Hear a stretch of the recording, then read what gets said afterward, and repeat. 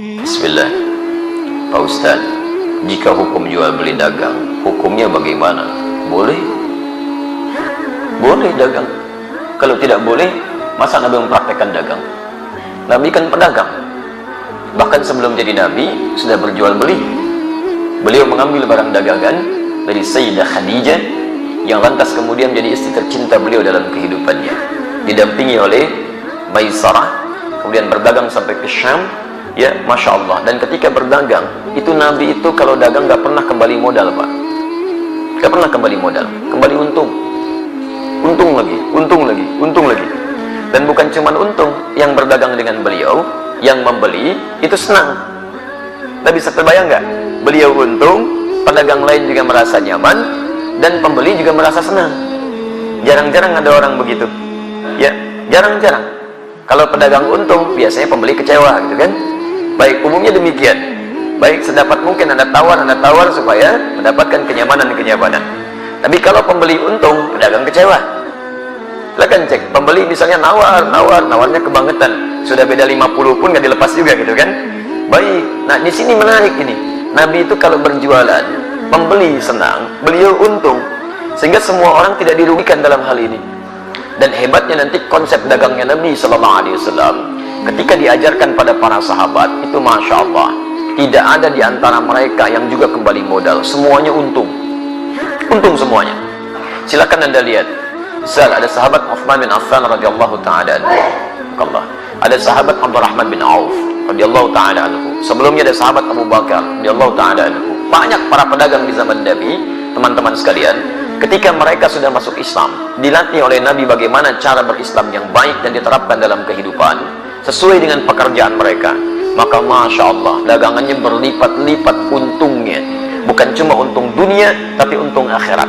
Tidak sedikit di antara pedagang di masa Nabi bukan cuma kaya dalam urusan dunia yang asetnya sampai sekarang masih ada, tapi juga dijamin surganya tanpa hisab. Saya beri contoh, Uthman bin Affan radhiyallahu ta'ala anhu, sebelum masuk Islam, pebisnis. Setelah masuk Islam, kayanya luar biasa. Silakan antum, saya berdoa mohon pada Allah, kalau yang belum umrah, belum haji, insya Allah diikhtiarkan ya, ikhtiarkan. Insya Allah mudah-mudahan dipercepat oleh Allah Subhanahu Wa Taala untuk bisa berhaji atau umrah. Nanti saat ke Madinah, main ke satu tempat, terdapat di dalamnya tapak-tapak kesuksesan Uthman bin Affan radhiyallahu ta'ala anhu. Di antaranya beliau masih punya aset sampai sekarang. Ada sumur yang pernah beliau bebaskan ketika dimonopoli oleh Yahudi.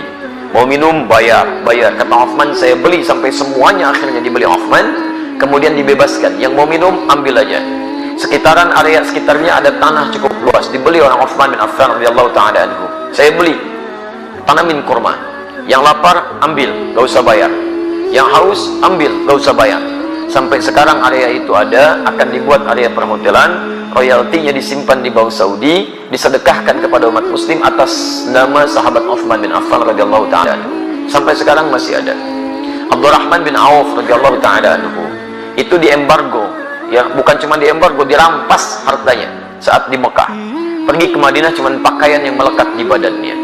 Baik, begitu sampai di Madinah, diterima oleh orang paling kaya di Madinah. Kata orang ini, sami'tu annaka kunta ghaniyan bima ma'na. Saya dengar kamu jatuh fakir saat di Mekah. Kalau ingin kaya lagi, ambil setengah kekayaan saya. Kalau ingin menikah, cari pasangan, pilih pasangan terbaik di sini. Maka saya akan fasilitasi. Masya Allah. Teman-teman sekalian, apa jawabannya? Jazakallahu khairan bima ma'na. Semoga Allah berikan balasan terbaik untuk Anda. Arini ainal aswah. Cukup tunjukkan kepada saya di mana pusat bisnisnya. Dagang. Dipraktekkan ilmu dari Nabi. Modal cuma pakaian. 3 bulan jadi orang paling kaya nomor 3 di Madinah. 1 tahun jadi orang paling kaya di Madinah. Yang kapaknya saja terbuat dari emas. Kapaknya, coba lihat, orang terkaya di Lampung belum tentu punya kapak ya. Orang terkaya di dunia, Bill Gates, 1.300 triliun hartanya. Tanya, punya kapak gak? SMS tuh pagi ini tanyain ya. Abdurrahman bin Auf setahun kapaknya terbuat dari emas. Modalnya apa? Cara bisnis Nabi. Nah, cara ini tidak menghalangi mereka untuk ibadah kepada Allah, kaya dan soleh. Silahkan cek, buka kitabnya Imam An-Nawawi. Imam An-Nawawi punya kitab namanya At-Tibyan fi Adab Hamalatil Quran. Lihat versi Arab yang cetakan Darul Kutub Al-Islamiyah.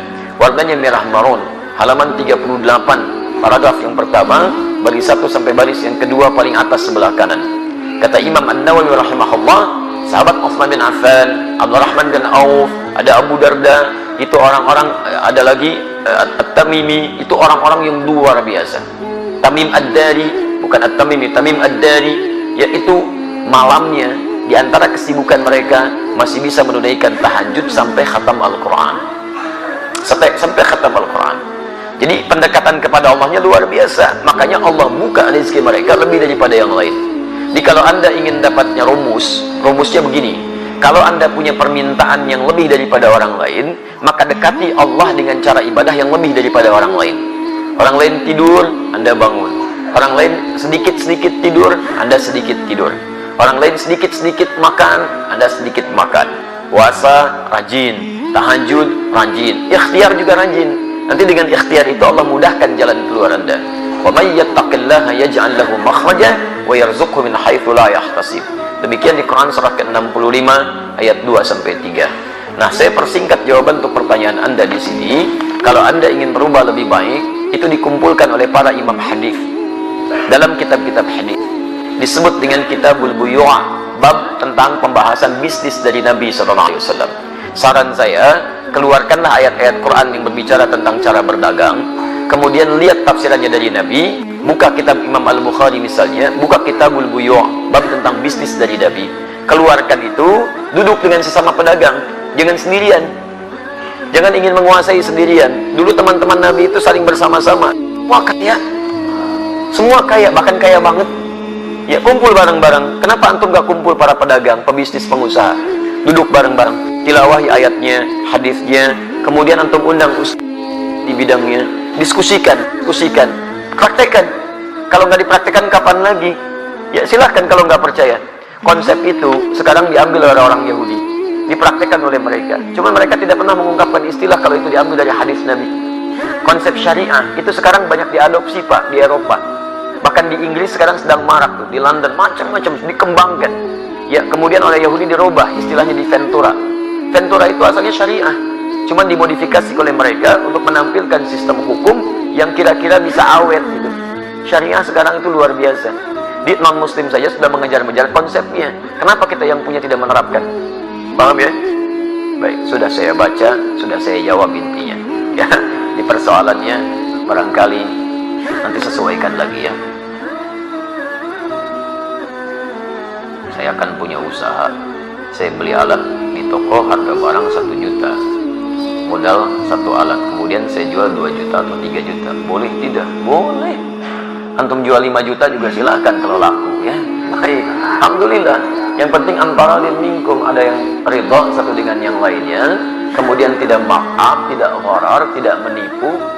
Di orang itu wajar menilai. Antum beli 1 juta, dijual 5 juta, kalau kaidah boleh saja. Tapi kan juga pembeli akan melihat wajar apa tidak. Ya kalau tidak wajar yang akan beli. Ya ada yang jual Nokia 3315 sekarang, misal dijual 10 juta, ada yang beli nggak? Nggak ada. Modal antum cuma 100.000 dijual 10 juta gitu kan? Akan ada yang beli. Jadi kalau misalnya antum ingin jualan seperti ini, boleh-boleh saja. Lihat batas kewajaran, jangan menipu, jangan ada gharar. Kemudian yang paling penting juga hindari hal-hal yang dilarang seperti riba dan sebagainya. Paham ya? Baik.